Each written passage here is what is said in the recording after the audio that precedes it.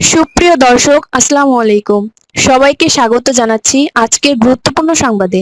প্রথমেই জানিয়ে দিচ্ছি সংবাদ শিরোনাম, পরে বিস্তারিত। যুক্তরাষ্ট্র ইসরায়েলের সম্পর্কে ভাঙনের সুর। এদিকে যুক্তরাষ্ট্র এবার ভুল করলে বড় শাস্তি দেবে ইরান। অপরদিকে যুদ্ধ বন্ধ ও হরমুজ পুনরায় খুলতে রাজি ইরান, নিউ ইয়র্ক টাইমস। আরও থাকছে গরুকে জাতীয় পশুর মর্যাদা দেবার দাবি ভারতের বিশিষ্ট মৌলভীর। এবং সবশেষে থাকছে মানবতার অনন্য দৃষ্টান্ত, ইন্দোনেশিয়া এবার হজের কুরবানির গোশত ফিলিস্তিনে পৌঁছাবে। শুনছিলেন সংবাদ শিরোনাম, এখন বিস্তারিত। তার আগে ছোট্ট একটি আবেদন, যদি আপনি ন্যায় ও মানবতার পক্ষে থাকেন, লাইক দিন। গাজা, ইরান সহ বিশ্বের সকল শিশুদের ভালোবাসা দেখাতে চাইলে কমেন্টসে লিখে জানান বিশ্বের শান্তি চাই এবং নেতানিয়াহু ও ট্রাম্পের পতন চাই। আর সাবস্ক্রাইব করুন আমাদের চ্যানেলটি, কারণ আমরা বলি সেই কথা যা অনেক মিডিয়া আড়াল করে। এখন চলুন বিস্তারিত দেখা যাক। যুক্তরাষ্ট্র ইসরায়েলের সম্পর্কে ভাঙনের সুর। ইরানের সঙ্গে যুক্তরাষ্ট্রের যুদ্ধবিরতি ও সম্ভাব্য যে চুক্তির কথা বলা হচ্ছে, সেখানে রাখা হয়নি ইসরায়েলকে। স্বাভাবিকভাবেই এতে খুশি নয় দখলদার দেশটি। তবে ইসরায়েলের প্রধানমন্ত্রী বেঞ্জামিন নেতানিয়াহু যুক্তরাষ্ট্রের সঙ্গে সম্পর্কে উদ্বেগ কমানোর চেষ্টা করছেন। কাতার ভিত্তিক গণমাধ্যম আল জাজিরা জানিয়েছে দুপক্ষের মাঝে টানাপোড়েন চলছে। তবে নেতানিয়াহু সম্প্রতি এক্সে দাবি করেছেন যুক্তরাষ্ট্র ইসরায়েল সম্পর্ক এখনও শক্তিশালী আছে। যদিও সম্ভাব্য চুক্তি নিয়ে ইসরায়েলের ভেতরে গভীর উদ্বেগ তৈরি হয়েছে। ইসরায়েলি কর্মকর্তারা যে খসড়া দেখেছেন তারা মোটেও সন্তুষ্ট নন। দক্ষিণ পশ্চিম তীরের রামাল্লা থেকে আল জাজিরার সাংবাদিক নিদা ইব্রাহিম জানিয়েছেন, ইসরায়েলের প্রধান উদ্বেগ হল চুক্তিতে ইরানের উচ্চমাত্রায় সমৃদ্ধ ইউরেনিয়াম সরিয়ে নেওয়া এবং তেহরানের পারমাণবিক কর্মসূচি স্থায়ীভাবে বন্ধ করার বিষয়টি স্পষ্টভাবে অন্তর্ভুক্ত নেই। আল জাজিরার প্রতিবেদনে বলা হয়, নেতানিয়াহু নাকি তার কর্মকর্তাদের প্রকাশ্যে মন্তব্য না করতে নির্দেশ দিয়েছেন।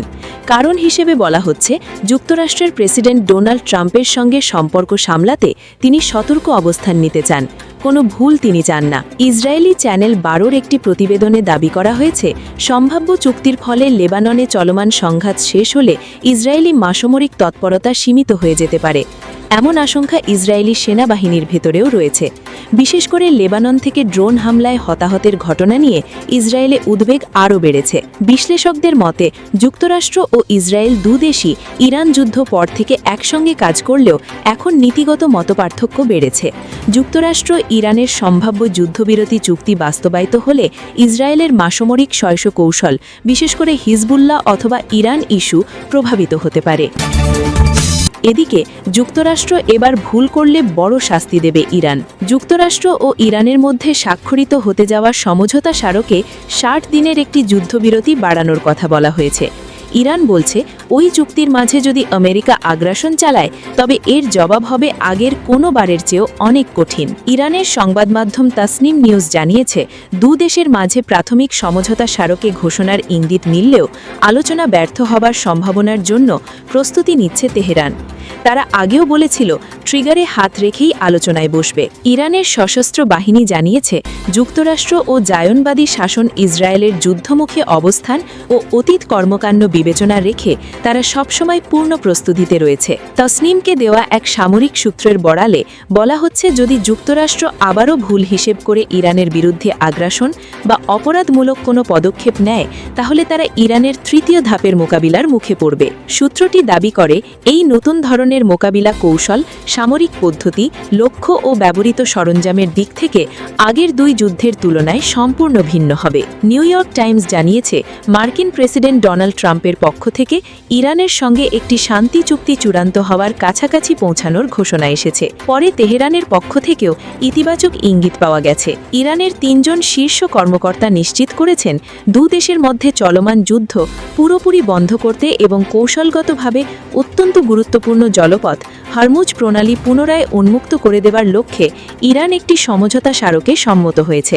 স্পর্শকাতর এই দ্বিপাক্ষিক যুক্ত যতটিকাহে আনুষ্ঠানিকভাবে কথা বলার অনুমতি না থাকায় নাম প্রকাশ না করার শর্তে নিউ ইয়র্ক টাইমসকে তারা এই তথ্য দিয়েছেন।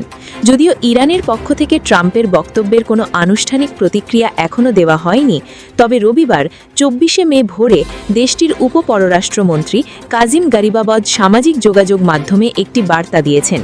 সেখানে তিনি উল্লেখ করেন, ইরান একটি মর্যাদাপূর্ণ দ্বিপাক্ষিক যুক্ত যতটিকাহে এবং দেশের সার্বভৌমত্ব, স্বাধীনতা ও অধিকার অক্ষুণ্ণ রেখে একটি শক্ত অবস্থান থেকে শান্তি প্রতিষ্ঠার চেষ্টা চালিয়ে যাচ্ছে। গত মাসের শুরুতে কার্যকর হওয়া সাময়িক যুদ্ধবিরতির পর ইরানের কর্মকর্তাদের এই মন্তব্যকে দু দেশের মধ্যেকার চলমান সংকট নিরসনে এবং একটি স্থায়ী চুক্তির দিকে এগিয়ে যাওয়ার ক্ষেত্রে অন্যতম শক্তিশালী ও ইতিবাচক লক্ষণ হিসেবে দেখছেন আন্তর্জাতিক বিশ্লেষকরা। সমঝোতার শর্ত অনুযায়ী ইরান সরকার বিশ্বজুড়ে জ্বালানি তেল ও গ্যাস পরিবহনের সবচেয়ে গুরুত্বপূর্ণ রুট হরমুজ প্রণালী দিয়ে যে কোনো বাণিজ্যিক জাহাজকে কোনো প্রকার শুল্ক বা ফি ছাড়াই চলাচলের অনুমতি দেবে।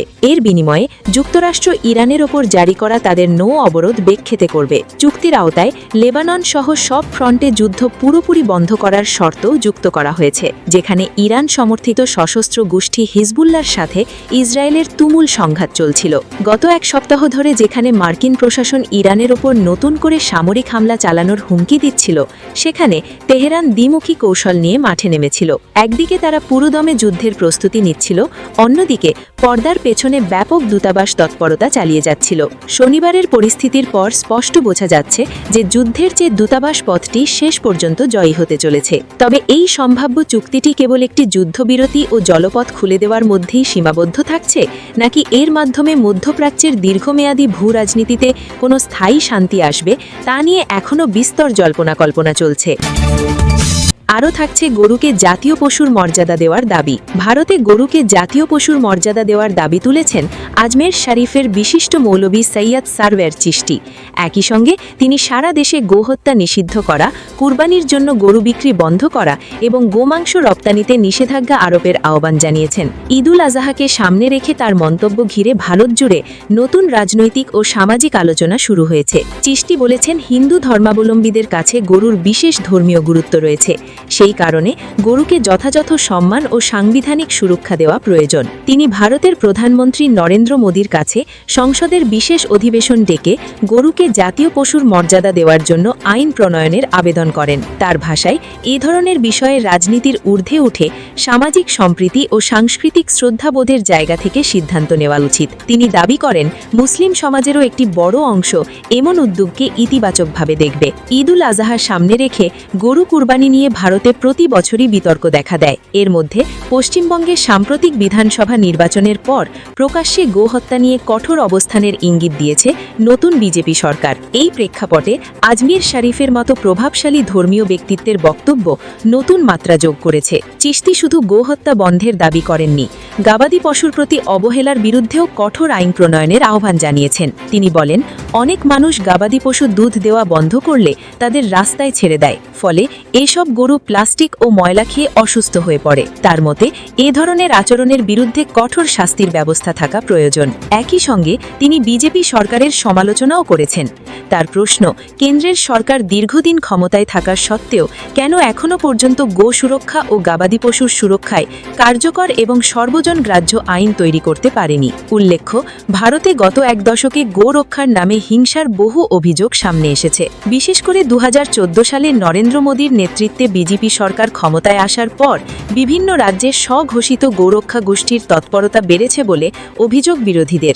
গোমাংস রাখার অভিযোগে উত্তরপ্রদেশের দাদরিতে মোহাম্মদ আখলাককে পিটিয়ে হত্যার ঘটনা দেশজুড়ে ব্যাপক আলোড়ন তুলেছিল।